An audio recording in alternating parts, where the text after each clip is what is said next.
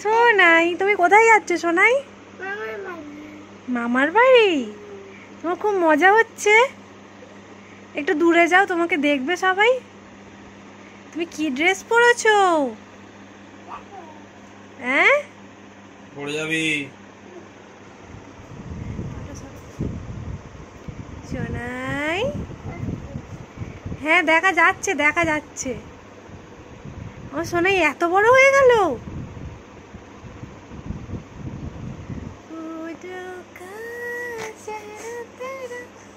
Hello guys, good morning, welcome back to my another ব্লগে। তোমাদের সবাইকে স্বাগত আর সবাইকে অনেক ভালোবাসা জানি। আজকে ভিডিওটা আমি এখান থেকেই শুরু করলাম। আই হোপ তোমাদের ভালো লাগবে আর আশা করছি তোমরা খুব ভালো আছো, সুস্থ আছো। তো সকালবেলা দেখলে মুষলধারে বৃষ্টি হয়েছে, তারপর তাড়াহুড়ো করে রান্না করে আর যাবো আজকে বাপের বাড়ি। তো জানো, বাপের বাড়ি যাওয়া থাকলে সব কাজ একটু তাড়াতাড়িই হয়ে যায় অন্য দিনের তুলনায়। এদিকে রেডি হয়ে পড়েছি, এখন একটু বৃষ্টিটা কম আছে।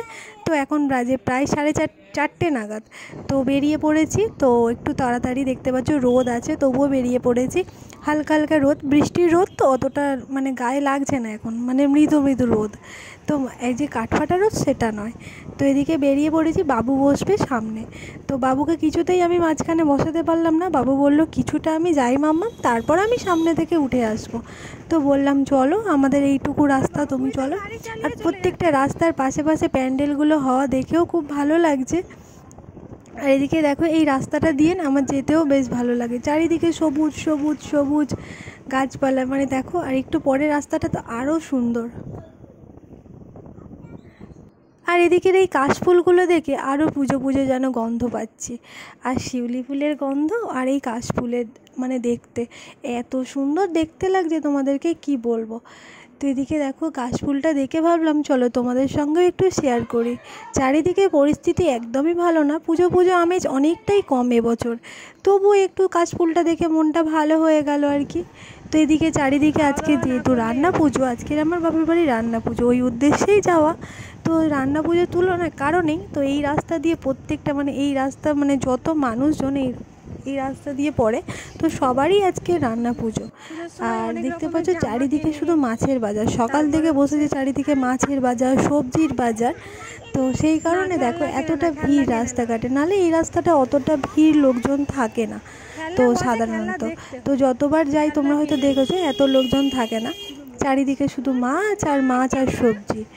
আর রান্না পুজো মানে জানো তো, একটু তো ইলিশ মাছের ইচ্ছাটা হয় না সবার। তো চারিদিকে দোকানে দেখতে পাচ্ছি ছোট ছোট হলেও ইলিশ মাছ আছে, যার যেমন সামর্থ্য অনুযায়ী কিনবে। তো চলো, এইটুখানি পেরিয়ে গেলে সবুজে সবুজে ঘেরা পুরো একদম দুদিকে মাঠ আর মধ্যিখান থেকে রাস্তা। আর এই পুরানো বট গাছটা খুব সুন্দর লাগে। তো চলো যাওয়া যাক।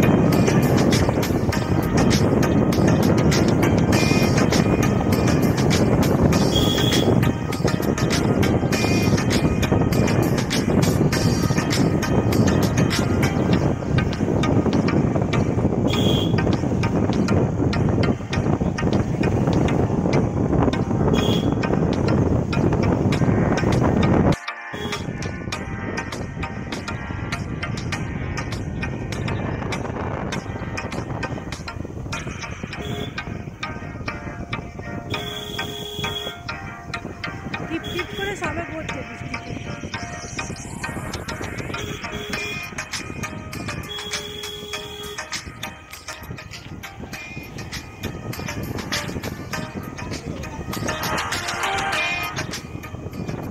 বৃষ্টি পড়া তো অনেকক্ষণ আগেই শুরু হয়ে গেছে, আকাশটা পুরো অন্ধকার করে এসছে। আরও জোরে না বৃষ্টি আছে, তার আগেই বাড়ি পৌঁছে যাবো সেই ভাবনা চিন্তা নিয়ে খুব জোরে গাড়ি চালাচ্ছি না, তবু আশা করছি বৃষ্টির আগেই বাড়ি পৌঁছে যাব।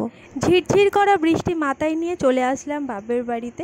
তো এসেই দেখছি মা আর বড় মা সবজি কাটছে বসে বসে। কি ভালো লাগছে না মা বড় মাকে একসঙ্গে সবজি কাটতে দেখে। তো মা আর বড় মা বসে বসে সবজি কাটছে, আর মা আর বড় মা বললো ছোটো বৌদির মায়ের শরীরটা খারাপ, তো ছোটো বৌদিদের বাড়িতে আছে, একটু দেখে আসতে। তো আমরাও চললাম ছোটো বৌদিদের বাড়ি দেখে আসতে। হ্যাঁ, ওইদিকে অঙ্কিতাদের বাড়ি।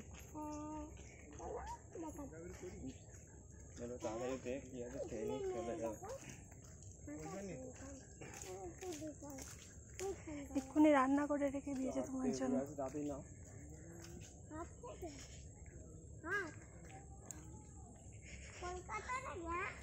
সবুজে সবুজে ঘেরা।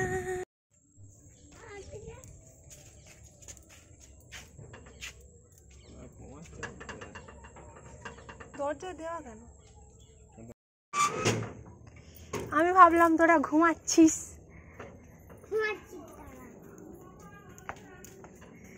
এই দেখ, আমি অনেকক্ষণ থেকে এসে দাঁড়িয়ে আছি। এই ভিডিও কি করছি? আগে তো দাঁড়িয়ে তো আছি।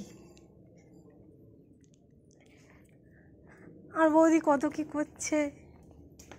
তো এদিকে এসে দেখছি দাদা আর বৌদি সবজি কাটতে ব্যস্ত, যেহেতু রান্নার তোড়জোড় চলছে। দাদা কিছু লোকজনকে বলেছে আর ওই বাড়ির সবাইকে নিমন্ত্রণ করেছে, আর এই বাড়ির সবাইকে ওই বাড়িতে নিমন্ত্রণ, এই হচ্ছে কারবার। তো এদিকে চলো বৌদিদের বাড়ি থেকে বাড়ি চলে যাচ্ছি। তো সন্ধ্যাটা হয়ে যাচ্ছে, তো সেই কারণে। কি পা দিয়েছি? পা দিয়েছি? সেটা কি জিনিস? ও বৃষ্টি পরে ফোঁটা ফোঁটা পায়ে দিয়েছি জুতা জুতা। বাবা,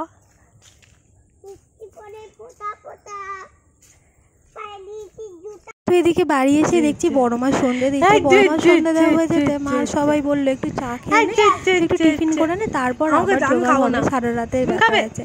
তো এদিকে আমার সোনামা একটা বিস্কুট নিয়ে মাড়িতে হালকা পাকলাতে পাকলাতে তোর নিমকিগুলোকে দেখে এদিকে আসতে চাইছিল। তো ওকে বললাম শোনো একটু খাবি, তো এমনি জাস্ট বললাম। এদিকে দেখো আমার চা, বাবু বসেছে, একটুখানি সামান্য ওকে দিতে হবে বাধ্যতামূলক। ওকে হরলিক্স খাইয়ে দিয়েছি, তো শুনবে না। আর এদিকে দেখো আমি বসেছি চাটা খেয়ে নিয়ে সবজি কাটতে। তো এদিকে সবজিটা কিছুটা কাটতে বাকি ছিল, তো ওদিকে বৌদি বসেছে চালতা কাটতে, আর আমি বসেছি একটু কুমড়ো কাটতে। তো চালতাটা আমি কাটতে পারি না, হাতটা হরকাই আর কি, আর চালতা কাটা খুবই কঠিন ব্যাপার একটা।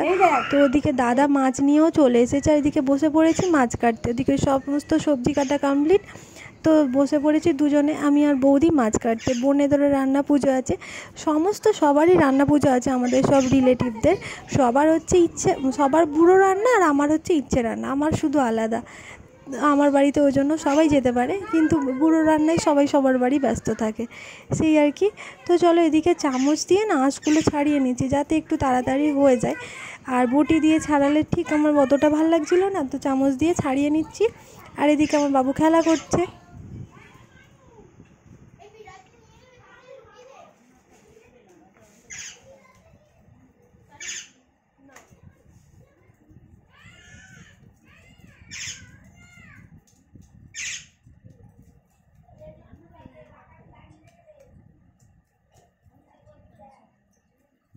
তো এদিকে দেখো আমার মাছ একদম পরিষ্কার করে কেটে ধুয়ে একদম কমপ্লিট, একটু ধুয়ে নিলেই হয়ে যাবে জাস্ট, মানে সব কিছু কমপ্লিট। এদিকে চলে এসেছি আবার রান্নাঘরে রান্না করতে।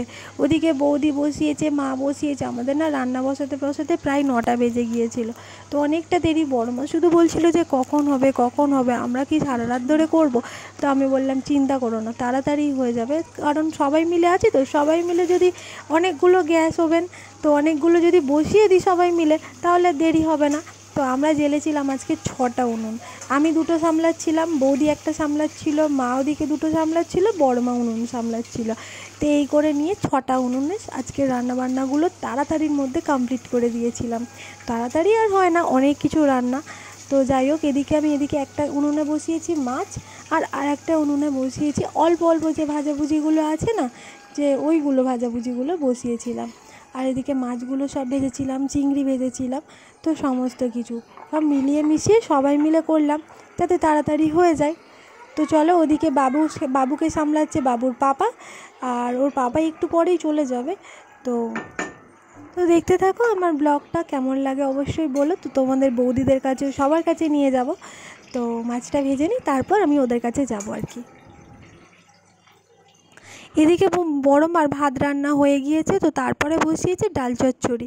তো আমাদের আবার ডালটা একটু শক্ত শক্ত গোটা গোটা হয়, আবার ঠাকুরের ভাতটা আলাদা মাটির হাঁড়িতে রান্না করতে হয়, ওইটাই প্রথম বসাতে হয়।